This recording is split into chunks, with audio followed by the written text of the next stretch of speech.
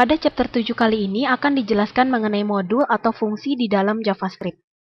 Pertama-tama kita Windows Run, kemudian ketikkan Notepad++. Kita OK. Pertama-tama kita File, kemudian Save As.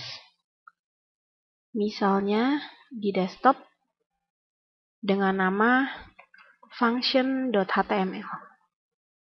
Kemudian di save. Dan seperti biasa, kita buat tag penyusun dasar HTML.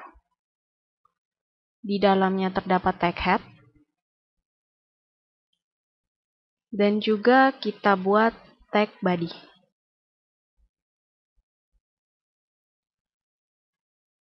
Kemudian kita save. Dan run. Kemudian pilih Launch in Firefox. Maka halaman web masih kosong. Kembali lagi ke bagian Notepad++. Karena kita akan membuat JavaScript, maka seperti biasa kita buat tag script dengan type-nya adalah text/JavaScript. Setelah itu, kemudian kita membuat cetak. Misalnya dengan dokumen.write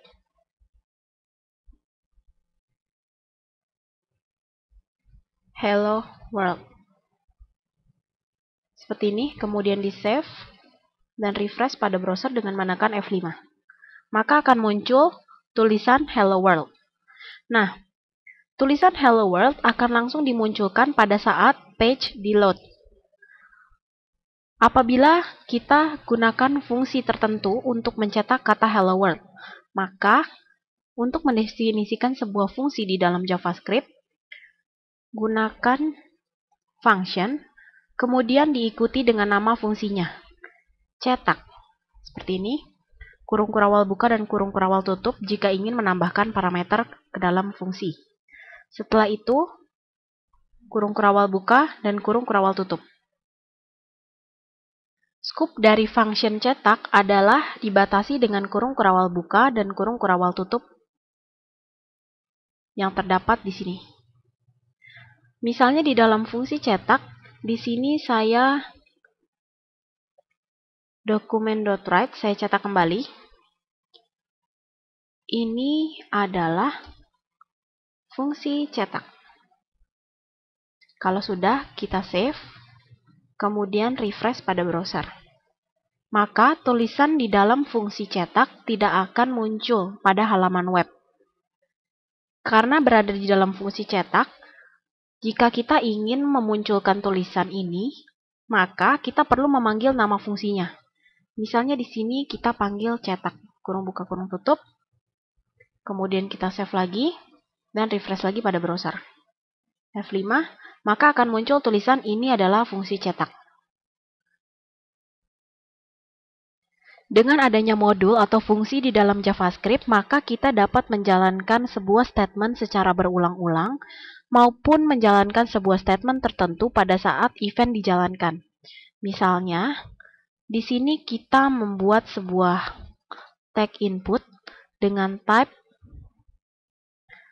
button. Kita beri value, misalnya cetak. Seperti ini. Kemudian kita save dan refresh pada browser. Dengan menekan F5, akan muncul sebuah button cetak. Misalnya, kita akan mencetak tulisan ini adalah fungsi cetak setiap kali button diklik. Maka, kembali ke Notepad++. Pada bagian tag input, kita berikan action. Action pada button adalah onClick. OnClick sama dengan masukkan nama fungsi yang akan dijalankan pada saat button diklik. Misalnya, dalam hal ini, kita akan menjalankan fungsi cetak. Maka ketikkan cetak. Saya akan menghapus pemanggilan fungsi cetak pada bagian head. Seperti ini. Kemudian kita save dan refresh kembali pada browser.